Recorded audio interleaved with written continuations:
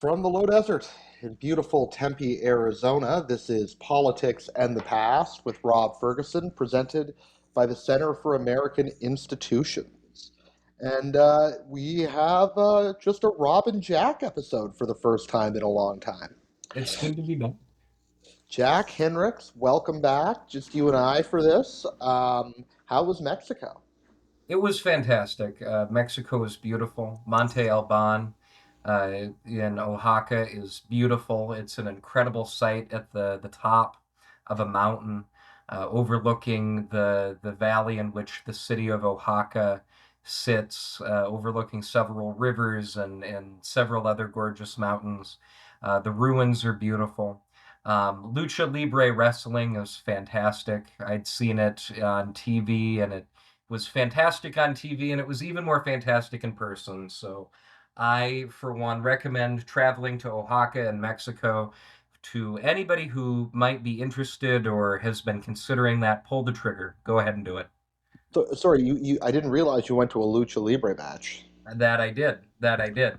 It was amazing. We saw the Golden Cat.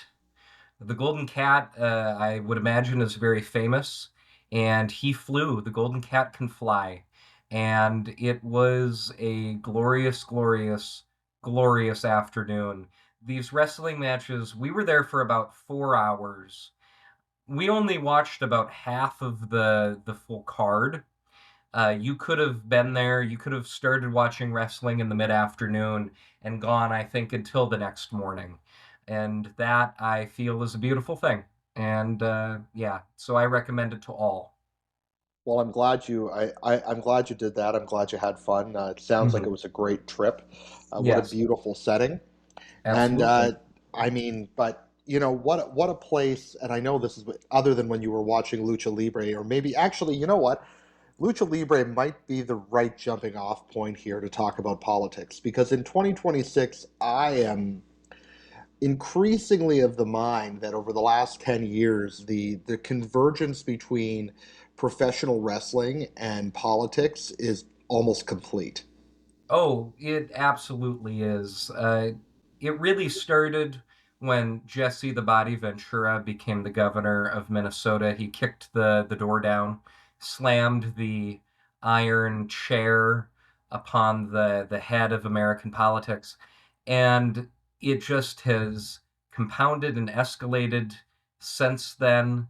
I forget, I think it's Kane, the professional wrestler known as Kane, is currently the mayor of a town in Pennsylvania, and every time there's a governor's seat or a Senate seat or a House seat open in, or not in Pennsylvania, in Tennessee, Yeah. and every time there's a some sort of seat open there, Politico always writes about how Kane might be running for Yeah. fill in the blank office.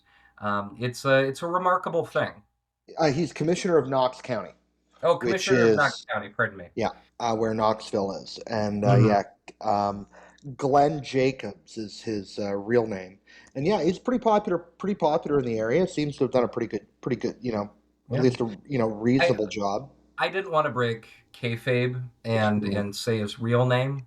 I didn't realize that this was that kind of podcast.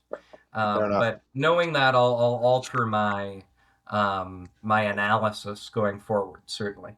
Okay, Cody Rhodes. Yeah, Well, yeah. absolutely. Um, But I do well, have big news before we get into the politics. okay, big news. The Oscars were, of course, just this past weekend. They were long and pretty boring, but I have discovered what I think is obviously an Oscars conspiracy via Wikipedia in terms of the awarding of the Best Supporting Actress Oscar. In 1978, the Oscar for Best Supporting Actress went to Dame Maggie Smith. In 1979, it went to Meryl Streep. In 1980, it went to Mary Steenburgen. And in 1981, it went to Maureen Stapleton.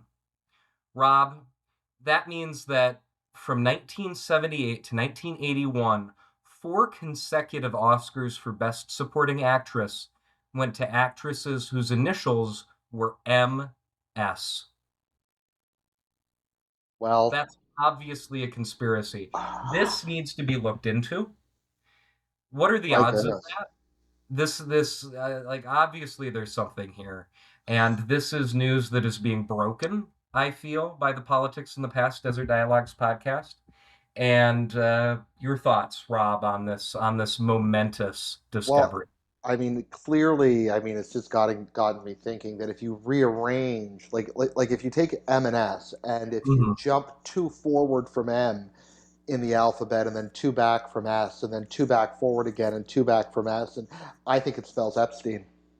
I think it does, Yeah, and we need to get Meryl Streep on the record about this, and Maggie Smith and Mary Steenburgen. I've never heard of her before, I don't know but who she surely is. she has something to say, and find out the truth. This is a real shame, and it's a real stain upon the Oscars, I'd say. Yeah, yeah. I mean, I think this is the real stain that has goes to Hmm. the Motion Picture Academy.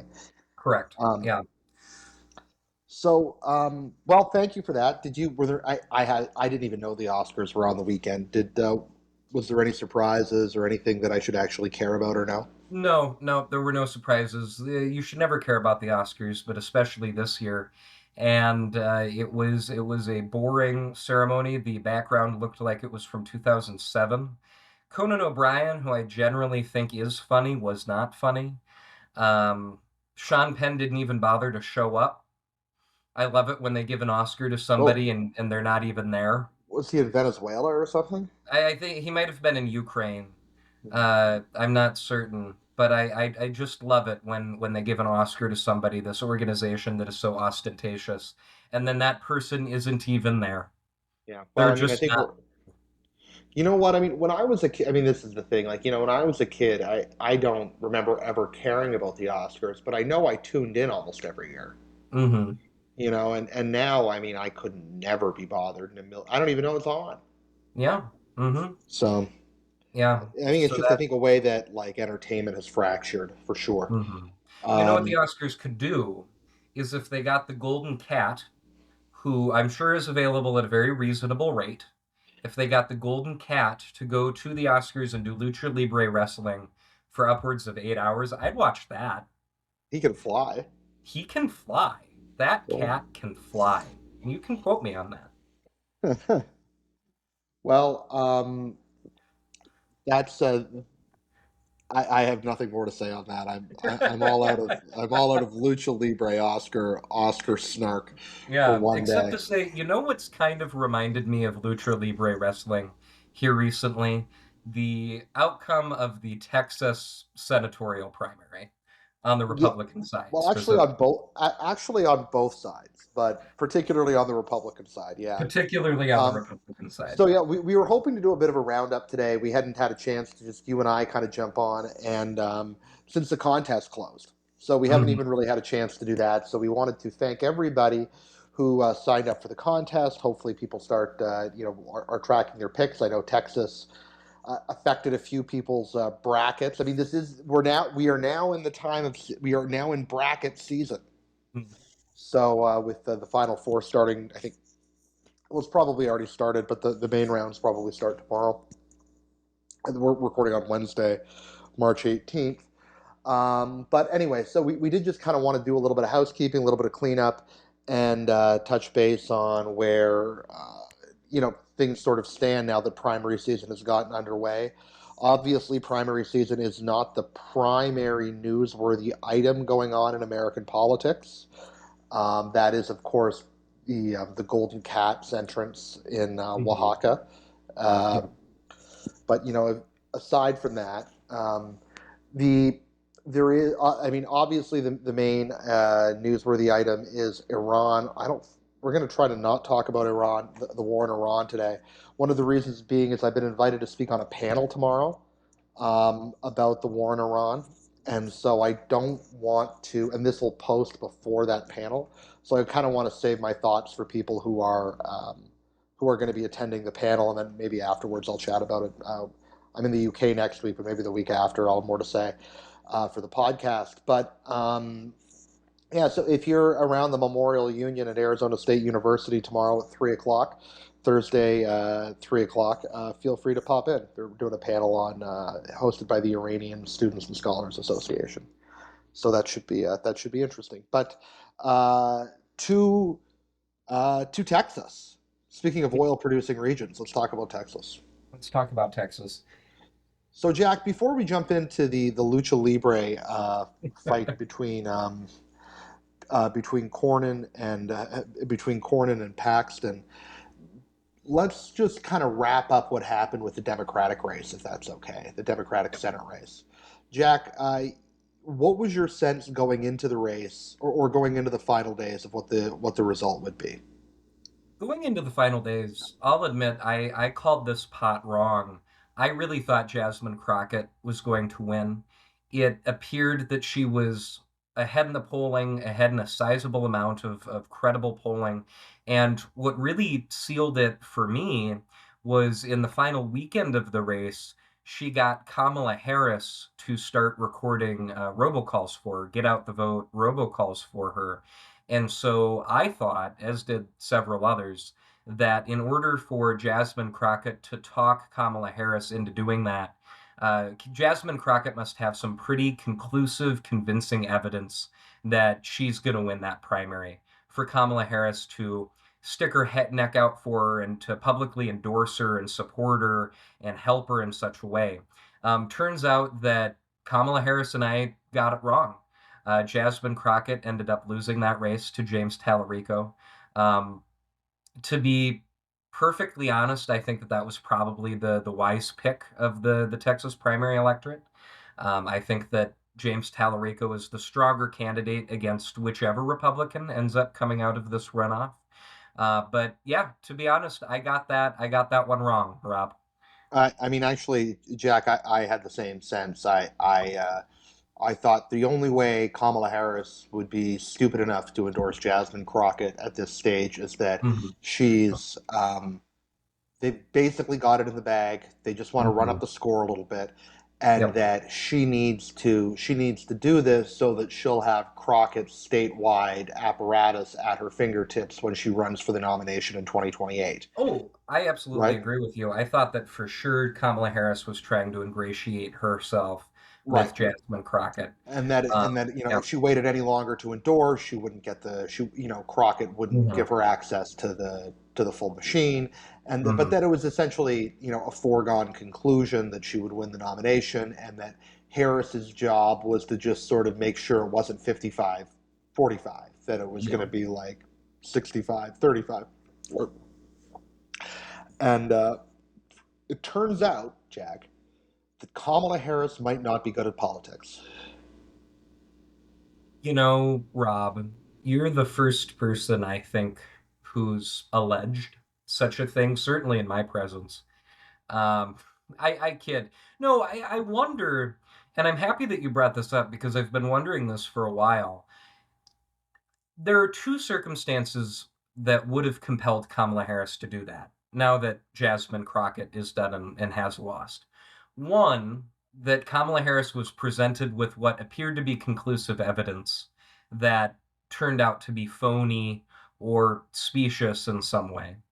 Or two, that Kamala Harris didn't ask for that sort of evidence before she turned around and endorsed Jasmine Crockett. And I can't determine which is the higher level of political malpractice, to be swayed by phony evidence or to not ask for that evidence in the first place. It just both smack of such not thinking it through. Because Texas, whoever gets that nomination in Texas and perhaps wins that Texas Senate seat, is going to have such an immense power in that in the next Democratic primary. Screwing that up, backing the wrong horse, was a pretty major miscalculation for Kamala Harris there. Yeah, it really is.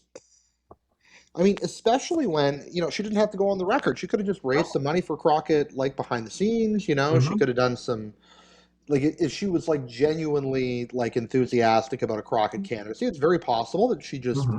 was enthusiastic about it. But then why wait till the last minute to jump in? Yeah, absolutely. Like either you're for Crockett or you're not for Crockett. And so at the last minute, lending your voice to a robocall sort of smacks of opportunism anyway. And And yeah, it just misplayed in all directions from all angles on all sides from the right, Kamala Harris camp. I don't know that alone is the stake through the heart of the Kamala Harris 2028 campaign. Hmm. But man, it's damaging. It's a Yeah, wound. that hurts. That hurts from a Kamala Harris campaign that desperately needed a win, that Yeah. very publicly has not won. I mean, didn't win in November, obviously, but hasn't gotten a win since then. Well, it You know, wasn't I mean, let's assume for a second that 5 days before the election, I was looking at the same polls you were seeing. I hmm did see Tallarico creeping up in the polls. I saw that, okay, there's a little bit of momentum behind him, but I still thought Crockett had a sizable enough lead hmm that it was going to be um, that she was probably going to win anyway, yeah, from your perspective, if you're Kamala Harris. So, hmm you know, but it was a 50, but it was an open, but it was an open case. Like, why would you, like, again, looking at it, like, I kind of thought, okay, if Tallarico hits an inside straight here, he's going to win, but otherwise it's probably Crockett's. But the inside straight possibility was always there. And so why would Harris throw her away her credibility like that?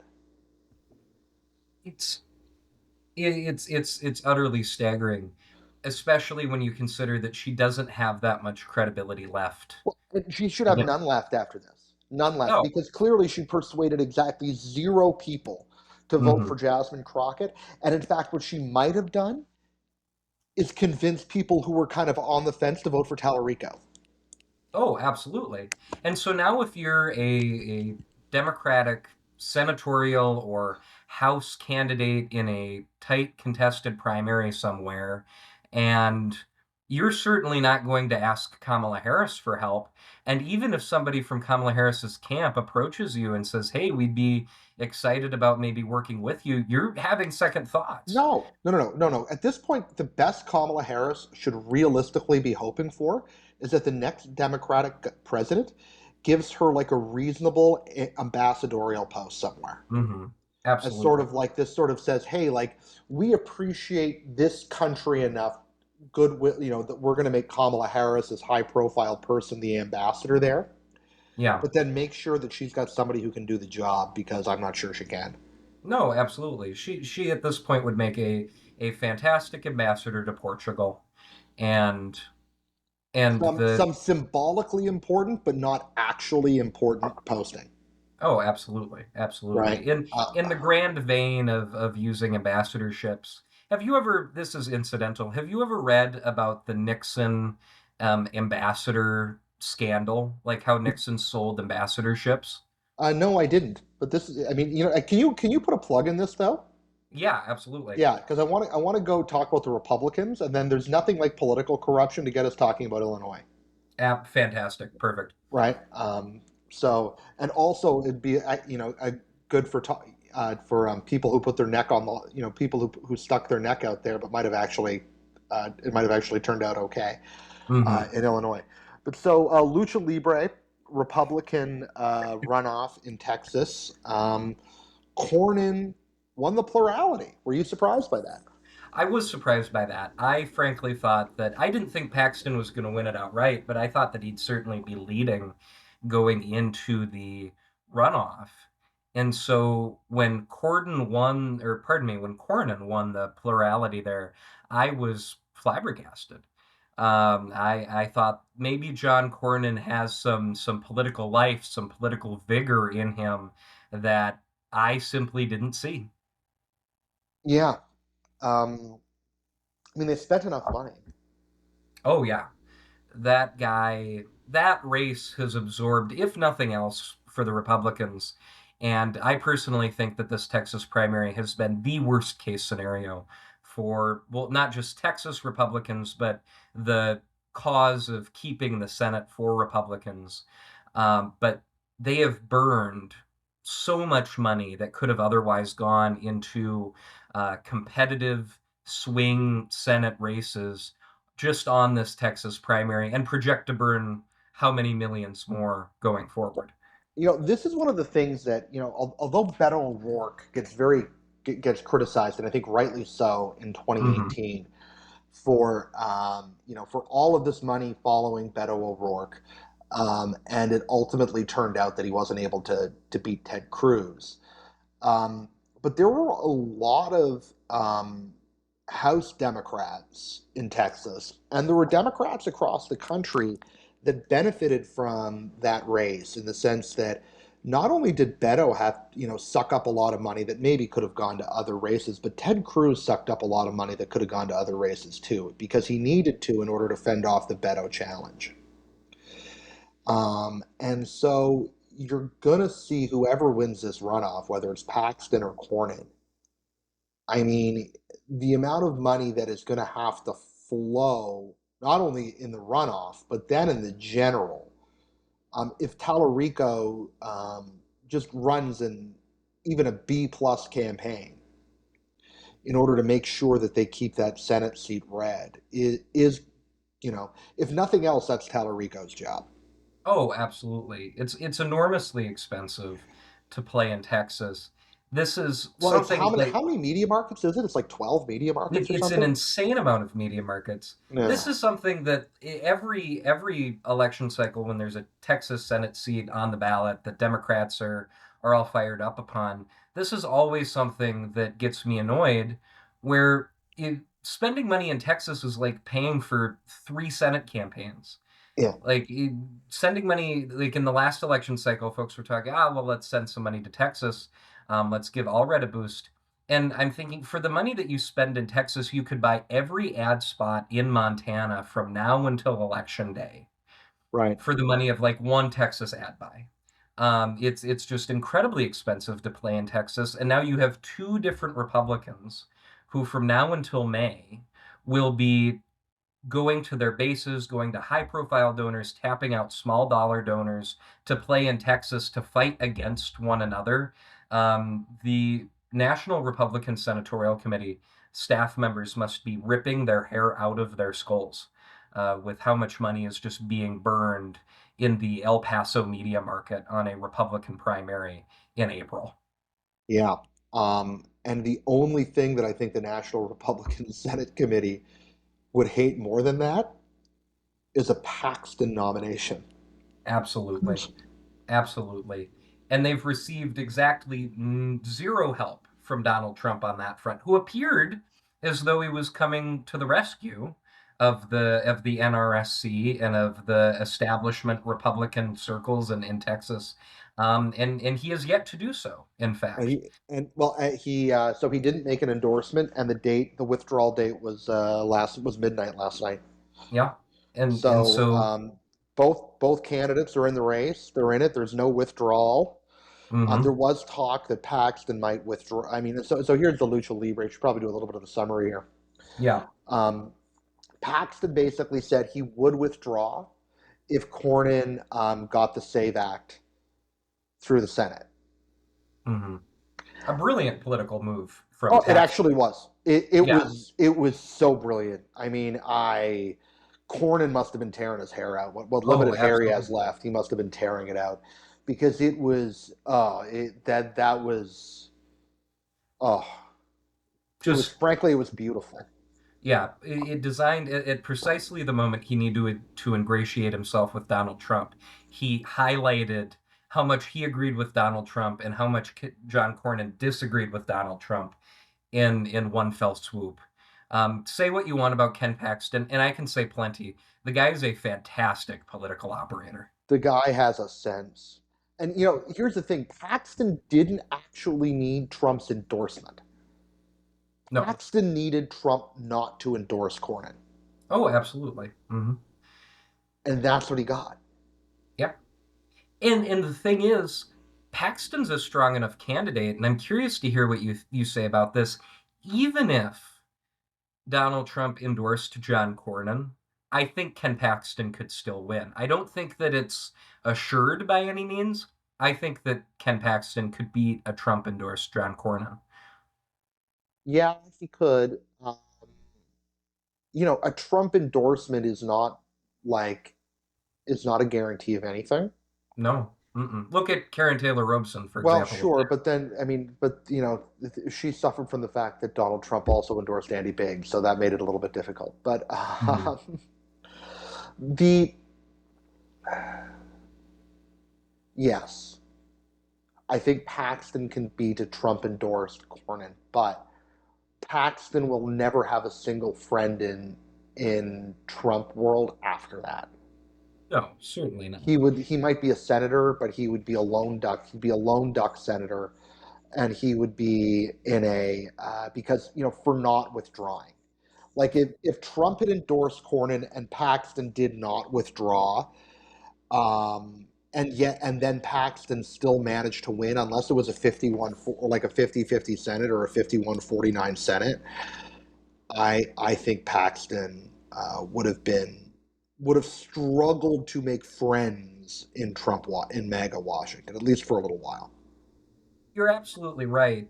I wonder, though, if under this hypothetical scenario, Ken Paxton is wondering for how long is it valuable to be Donald Trump's friend?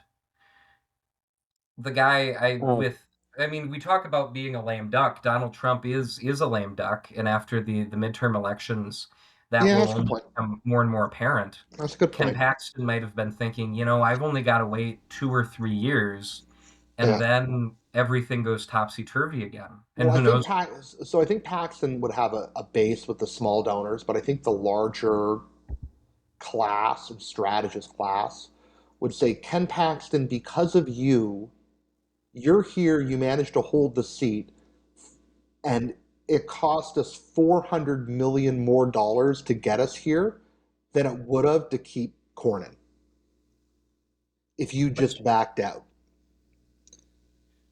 but none of those people like Ken Paxton anyway. Well, that's true, right? So, Oh, yeah. I anyway, mean, it, like it is what it this. is. I mean, I think the Yeah. Save Act thing was a brilliant political move, and you can tell it's brilliant because Cornyn has been flailing ever since. Hmm. Um, Absolutely. and And that, I mean, that scenario is a hypothetical within a hypothetical. What we know Sure, here and now is Ken Paxton and John Cornyn are going to just be swinging at one another for the yeah, next few months. right, And James Tallarico is wandering around the state of Texas, going to barbecues, giving speeches, kissing babies, has the race, that general election race, all to himself. The yeah, the fine folks at the James Tallarico campaign must be over the moon at what's going on in Texas at the moment. yeah. I think you're right. Hmm.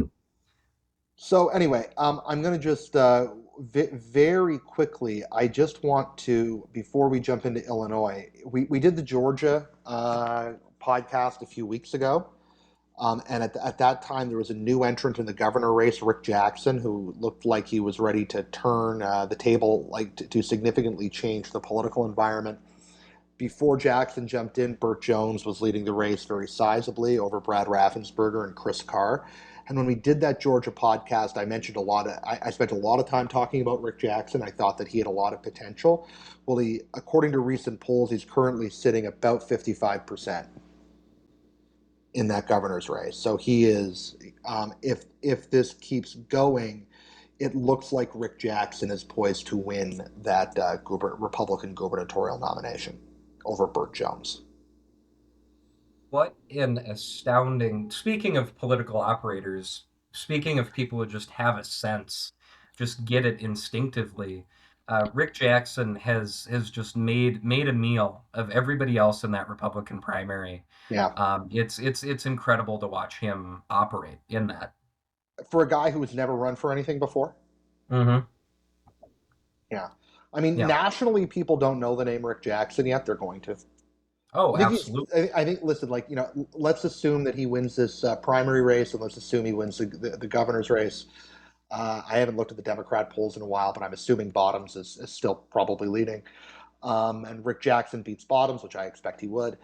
Um, he's too old to ever be to probably ever be considered a national figure, but he will be a very prominent governor and will be a national public figure, if not a national office holder.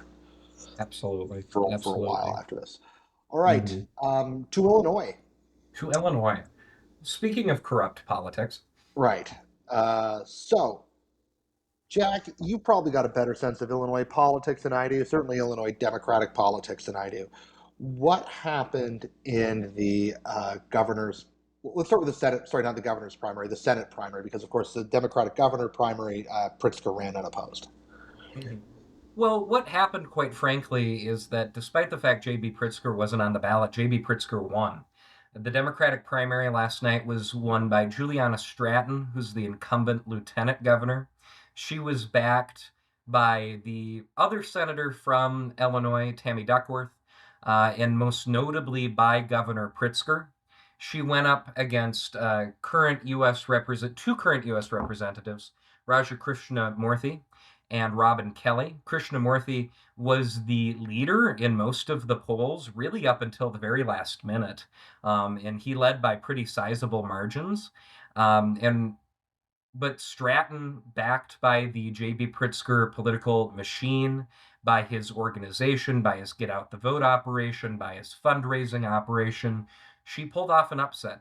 She beat Krishnamurthy, and it wasn't a particularly close race.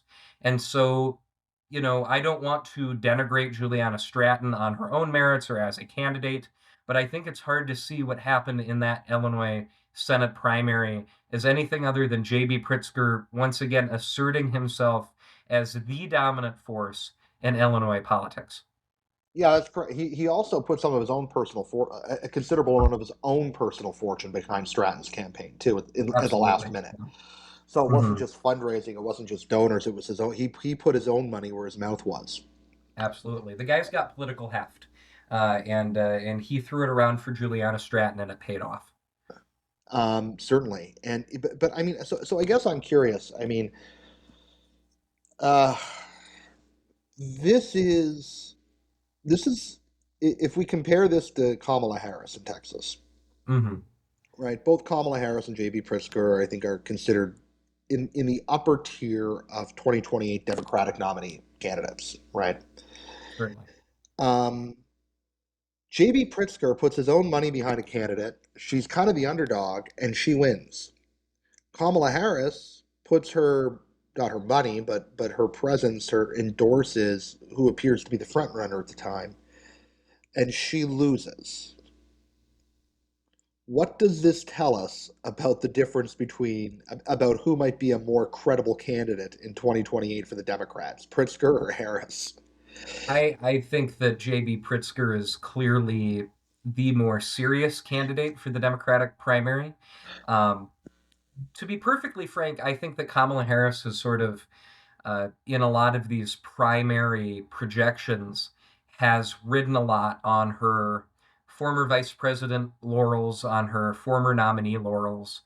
And the example of what she's done in Texas, I think, underscores the fact that actually in internal Democratic circles, amongst operatives, amongst get out the vote operations, amongst fundraisers, people are able to get her money.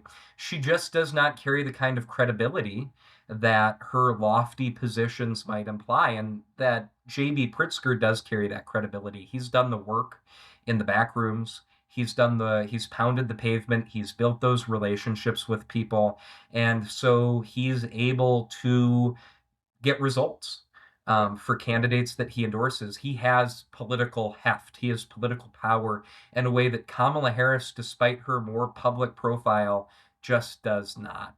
And come primary season, in the dog days of primary season, 1 month, 2 month, 3 months in, it's not going to be about who has that higher public profile or who has held the most notable office. It's going to be about who has enough relationships to get door knockers out for me in Ottumwa. And JB Pritzker has those relationships, and it's pretty evident that Kamala Harris doesn't. Yeah, Or Ottumwa being a stand-in, we should note that the current structure of the Democratic primary, the series in which primaries occur in different states, is up in the air. And so Ottumwa being a stand-in for whatever city in whatever state ends up being the first Democratic primary state for 2028. Yeah. Um, mhm.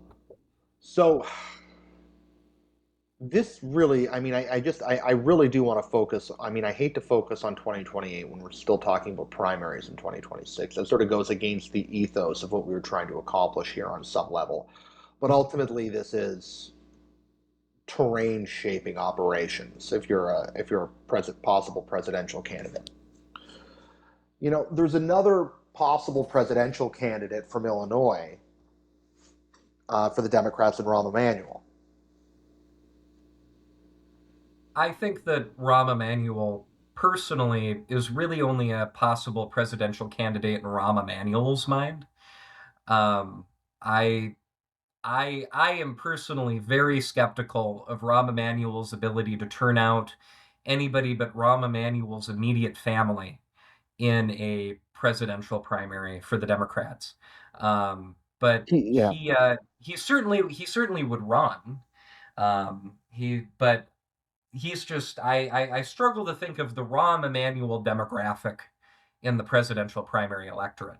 Well, I mean, I can see it. I can see the lane that he's trying to hold, that he's going to try to win. I just don't know that it's big enough to do much. What I is mean, that like? Because I personally I don't see it. the lane is the pre 2014, um, the the pre 2014 business Democrats, centrist Democrats. That's the lane. I think there is and the reason I say pre 2014 is 2014 is the year Ferguson happened, and I think Ferguson changed the Democratic Party significantly and changed the profile of the Democratic Party significantly. But in pre 2014, there was a very strong non progressive business wing, and Rahm Emanuel would have fit in that perfectly.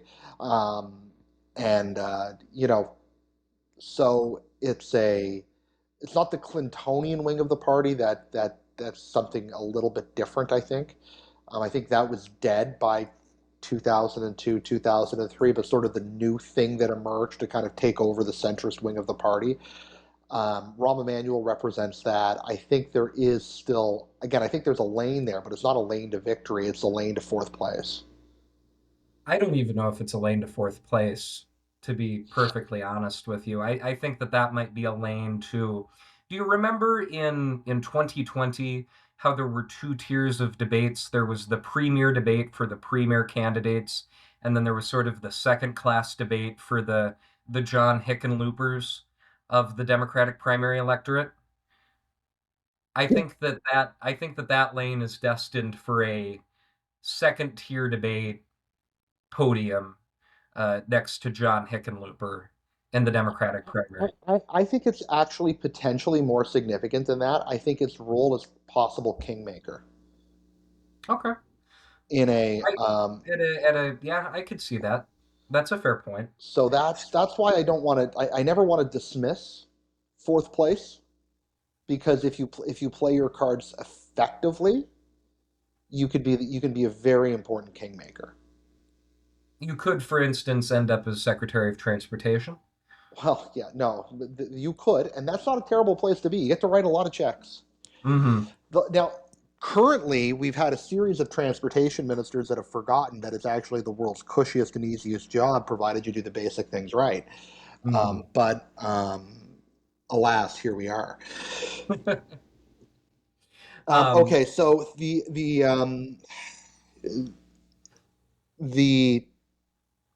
Pritzker again. I hate to make this about Pritzker because I really do want this. I don't like that, but alas, here we are. Um, it, how would you characterize J.B. Pritzker as a presidential candidate in 2028? to be honest, I think he's an immensely strong presidential candidate going into 2028 for a few reasons. The first is he has an immense amount of personal wealth.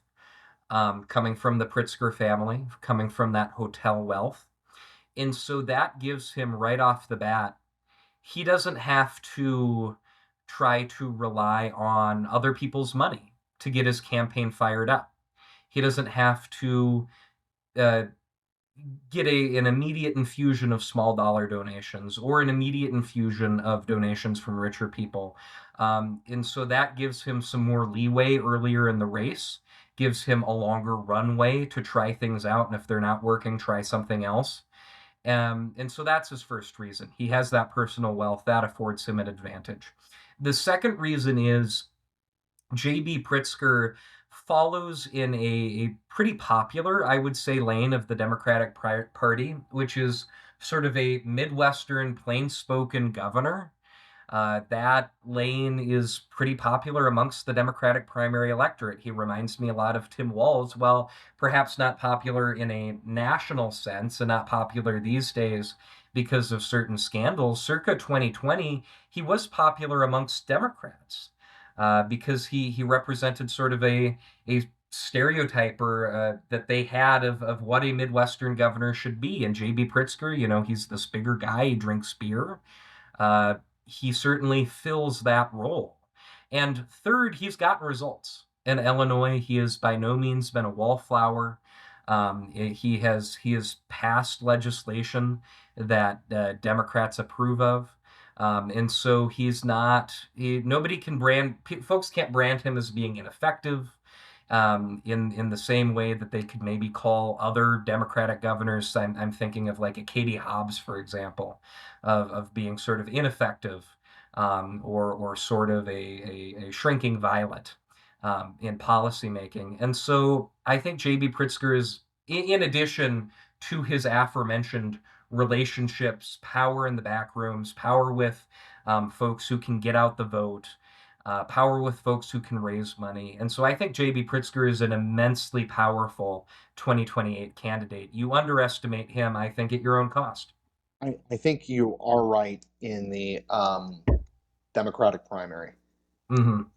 He would be wrong to underestimate. I don't know whether because he has been such a forward-facing, relentless anti-Trump figure, uh, the face of hashtag resistance to some degree. Certainly one of them, yes. Yeah, um, even maybe more so than Newsom. Yeah. I, Yeah, no. that's going to help him in some circles, but in the general, I don't know that that's going to help. That's going to help him.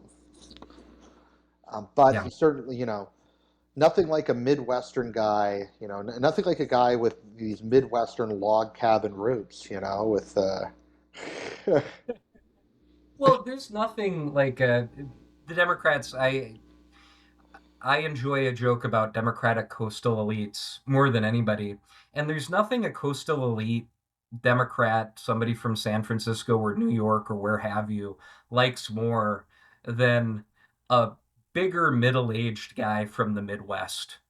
That in all cases is their preferred candidate. They just love that sort of archetype. And so when JB Pritzker comes out swinging, he's going to get some of those votes are going to be more valuable than others come primary season, depending again on their placement in the Democratic primary calendar. But those folks have money and they can give JB Pritzker money.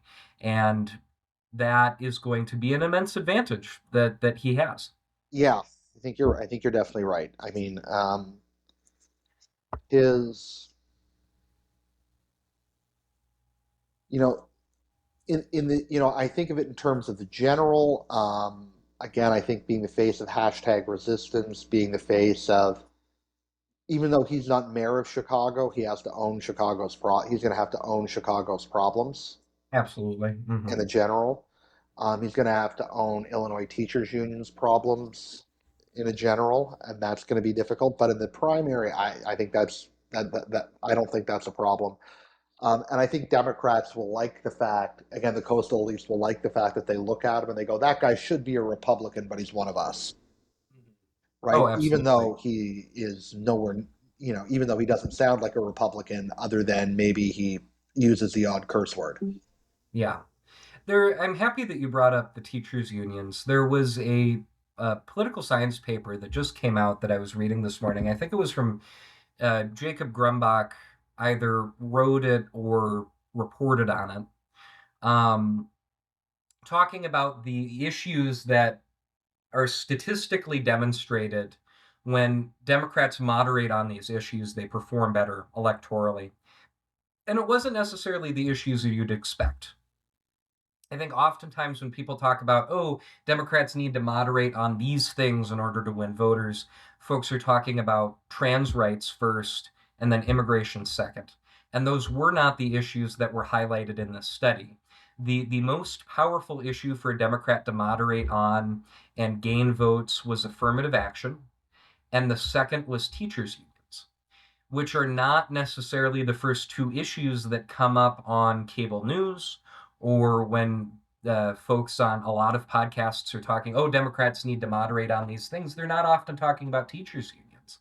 And so I agree with you that J.B. Pritzker's sort of alliance with Illinois teachers' unions, putting aside the legitimacy or not of their grievances, that's, as we've discussed before, perception's everything in electoral politics, and we're discussing electoral politics here.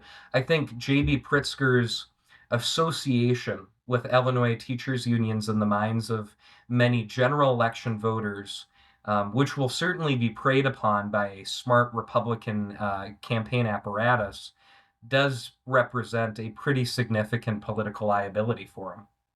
Yeah.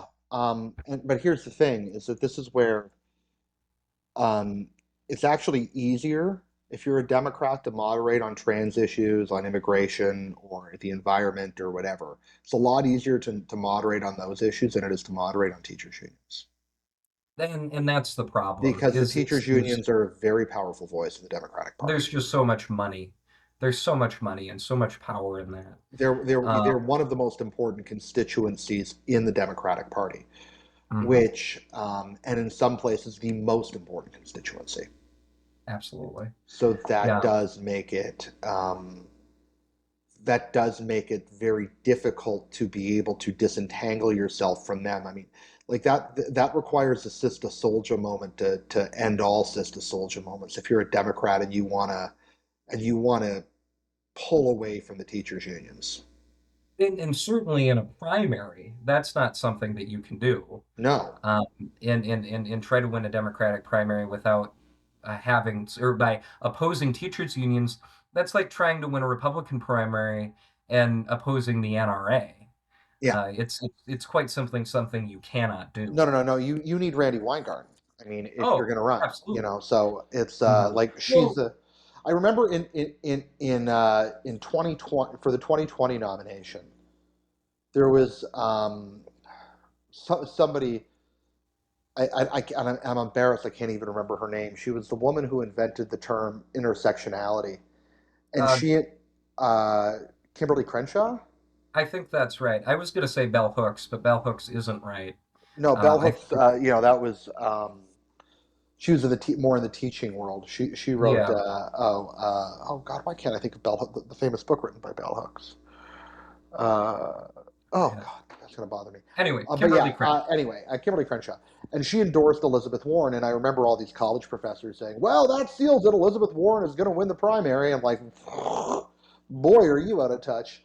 And I'm like, Yeah. I can tell you that like I would way rather have Randy Weingarten's endorsement than Kimberly Crenshaw's. Oh, absolutely. Like Randy Weingarten brings thousands and thousands and thousands of door knockers and envelope stuffers and folks is though Randy Weingarten is sort of kind of on the outs with the Democratic Party now that I think about it. She used to be a member of the Democratic National Committee. And then when Ken Martin Right. became the head of the DNC, she left. They had a fight, the details of which are still not known. And so it's interesting to see that sort of squabble between national Democrats and the heads of teachers unions. But we've digressed. Well, Um, we have, but actually, I'm glad you brought up Ken Martin because there's something I've been wanting to talk about for a while. That mhm. by you bringing him up, this might be our only opportunity. And we don't have endless time, but I think we've exhausted really the interesting race in Illinois. There was an interesting House seat, and I mean, I guess we should maybe briefly talk about Darren Bailey, the Republican, the winner of the Republican nomination. But I think we both agree that Darren Bailey is likely not going to be J.B. Pritzker. So that's why we're I kind of focused. We're not focused on it. if Darren Bailey beats JB Pritzker, I will not just eat my hat. I will go to the store and purchase 10 more hats and eat those too. That's how confident I Yeah. am that JB Pritzker will eviscerate Darren Bailey. I think that's probably true. The other, there was the mayor of Evanston, Biss. Daniel He beat Biss. Daniel Biss. He won. It was kind of an interesting race because there was a 26-year-old progressive upstart whose name I've already forgotten. And You've that already forgotten and I can't pronounce. yeah, well, there's that. That's part of the problem. Hmm. I said I do remember her name. I'm just embarrassed to try to pronounce it. So, Yeah, uh, Agrupaza. I don't something know. like that. Anyway, I'm sorry to her family, to her friends. I'm very, very sorry. I've read her name several times. I haven't actually heard Mhm. it. She ran an interesting campaign. It was sort of out front, very young, to use a Gen Z term, very young coded. It was interesting. And I think that Biss had to work a lot harder than he would have otherwise in order to win. Oh, absolutely. She ran when she first got in the race, and like you, I've read her name 1,000 times. I've yet to hear it. When she got in the race, I thought, oh, this is sort of a flash in the pan sort of deal. I was really surprised and impressed, quite frankly, by the strength of the campaign that she ran, the grit that she demonstrated. And so while she didn't win this time, she came a lot closer than I in truth thought that she would. And so I think that it's a credit to her how close that she came. That being said, I do think that Daniel Biss, Mayor of Evanston, the fact that he ultimately triumphed in this campaign, despite and there was another candidate in that race, there was a state senator who was also in that race. I think that it's a tribute to how important those connections are, those local connections that you can build as something like a mayor or a prominent local official in making that first jump to higher elected office, making that first jump into the House of Representatives. I think that the results of this race really show that those local connections do play a part and do matter. Absolutely. When you're the mayor, you get to meet with a lot of people. Oh, absolutely. You've Yeah, got to kiss a lot of babies. right. You've got to And you've got to you've got to snap a lot of ribbons. yeah, and And he yeah, did that, and it worked. It worked for him. yeah. But anyway, he had to work harder than I think anybody expected him to have to work at the start of the race. Absolutely. And then the last thing, just to finish fully on maybe the Democratic Party, because I'm sure we'll talk more about the Republican Party next time we get together. Benny Johnson managed to win in Mississippi too.